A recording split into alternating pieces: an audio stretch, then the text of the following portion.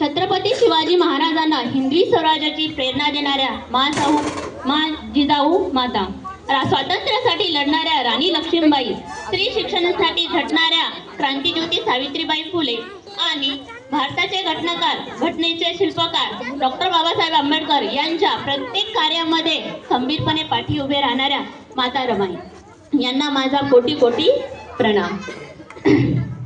आज 8 मार्च म्हणजे जागतिक महिला दिवस।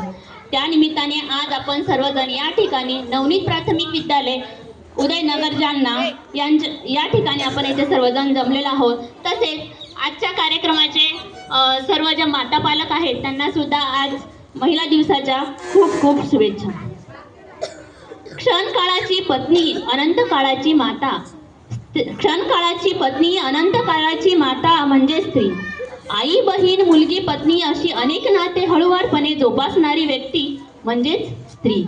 प्रत्येक कुटुंबाचा पाया व कणा म्हणजे स्त्री। स्त्री शिवाय कुटुंब नाही आणि कुटुंबाशिवाय समाज नाही।